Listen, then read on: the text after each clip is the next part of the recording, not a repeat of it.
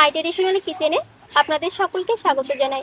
আজকে আমি একদম কম খরচে কোনোরকম দুধ বা পনির ছাড়া ঘরে থাকা সামান্য দুটি উপকরণ দিয়ে দারুণ স্বাদের দোকানের মতো গোলাপ জামুন মিষ্টি তৈরি করে দেখাবো, যেটা বানানো যেমন সহজ, খেতেও কিন্তু দারুণ লাগে। আর আজকের এই মিষ্টিটা আমি শুধুমাত্র এই যে এক বাটি আতপ চালের গুঁড়ো নিয়ে নিয়েছি, এই গুঁড়োটা দিয়ে তৈরি করে দেখাবো। তো সম্পূর্ণ রেসিপিটা দেখানো রইল।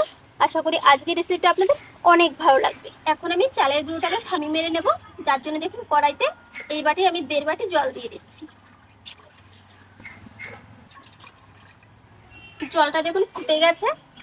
এখন এই 1.5 বাটি জল দিয়েছিলাম, তার জন্য আমি 1 বাটি চালের গুঁড়ো দিচ্ছি।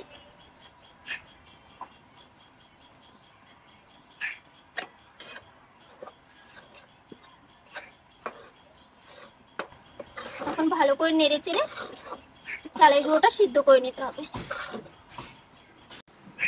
এই দেখুন চালের গুঁড়োটা কিন্তু আমি ভালো করে খামি মেরে নিয়েছি, সুন্দরভাবে সিদ্ধ হয়ে গেছে। এখন এটাকে নামিয়ে নিচ্ছেন। খামিটা ঠান্ডা হতে থাকুক, এদিকে আমরা মিষ্টির জন্য একটা চিনি শিরা রেডি করে নেব। দিয়ে দিচ্ছি 400 গ্রাম চিনি। চিনিটা সম্পূর্ণ গলে গেছে। এখন মিষ্টিতে খুব সুন্দর একটা ফ্লেভারের জন্য দিয়ে দিচ্ছি এলাচ গুঁড়ো। এখন চিনিটা একদম ফুটে উঠলে আমি নামিয়ে দেবো। গোলাপজাম মিষ্টির জন্য চিনি শিরাটা একদম হালকা লাগে। চিনি শিরাটা যে ফুটে গেছে, এখন গ্যাসটা আমি অফ করে দিচ্ছি। চালের গুঁড়োর খামিটা ঠান্ডা হয়ে গেছে। এখন এর ভিতরে 2 চিমটি মতন বেকিং পাউডার দিয়ে দিচ্ছি, এতে মিষ্টিটা খুব সুন্দর ফুলবে। এখন ভালো করে মেখে নেব।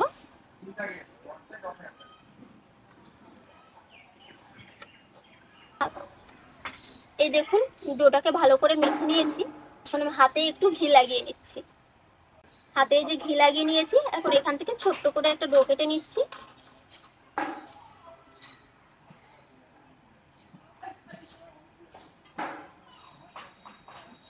এখন ওটাকে গোল করে আমি পাকিয়ে নেব মিষ্টির আকারে। এই দেখুন এই যে এইভাবে পাকিয়ে নিয়েছি, এইভাবে আমি প্রতিটা পাকিয়ে নেব। সমস্ত মিষ্টিগুলোকে আমি এই দেখুন পাকিয়ে নিয়েছি। কড়াইতে সাদা তেল দিয়ে তেলটাকে হালকা গরম করে নিয়েছি। এই তেলে মিষ্টিগুলোকে ভেজে নেব। তেল যেহেতু অল্প, তাই আমি মিষ্টিগুলোকে অল্প অল্প করে ভেজে নেব।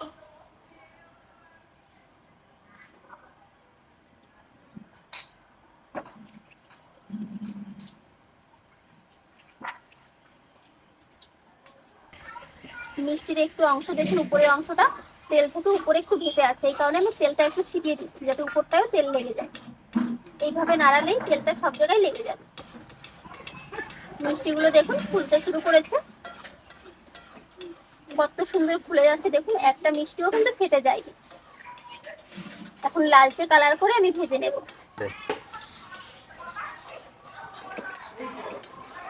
মিষ্টিটা কিন্তু হালকা কালার চলে এসছে।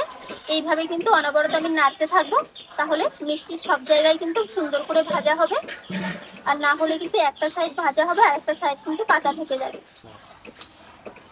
মিষ্টিগুলোই দেখুন লালচে কালার চলে এসছে, খুব সুন্দর ভাজা হয়ে গেছে। এখন তুলে একবারে চিনি শিরার ভিতর আমি ডুবিয়ে দেবো। এই দেখুন একটু নেড়ে চেড়ে দিচ্ছি, যাতে রসটা ভালোভাবে টেনে নেয়।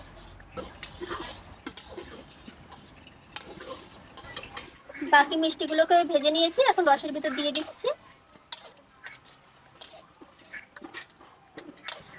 আগের মিষ্টিগুলো দেখুন এই যে সুন্দরভাবে রস টেনে নিয়েছে। আর যে পরে যে মিষ্টিগুলো দেওয়া হয়েছে, এখন 5 মিনিট মতো এইভাবে রসের ভিতর ডুবিয়ে রেখে দেবো। মিষ্টিগুলোকে 5 মিনিট চিনির শিরাতে ডুবিয়ে রেখেছি। চলুন এখন তুলে প্লেটে সাজিয়ে নিই। মিষ্টিগুলো কতটা সুন্দর হয়েছে একবার দেখুন। একদম রস ভরে একদম নরম সফট হয়ে গেছে দেখুন, একদম নরম মিষ্টিটা।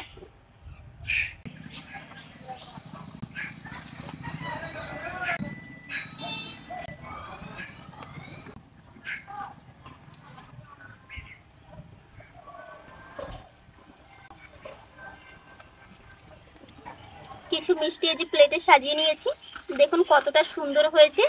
এই মিষ্টিগুলোকে দেখে কারো বোঝার সাধ্য নেই যে এই মিষ্টিগুলো শুধুমাত্র কিছু চালের গুঁড়ো দিয়ে তৈরি করা হয়েছে, কোনো দুধ বা ছানা কোনোটাই ব্যবহার করা হয়নি। দেখুন মিষ্টিটা দেখুন ভিতর অবধি কত সুন্দর রস পৌঁছে গেছে। দেখুন একটু চাপ দেওয়াতে দেখুন কত সুন্দর রসটা পড়ছে। একদম পারফেক্ট দোকানের মতো মিষ্টি হয়েছে। একটা মিষ্টি এখান থেকে আপনাদের কেটে দেখাচ্ছি ভিতরটা কেমন হয়েছে।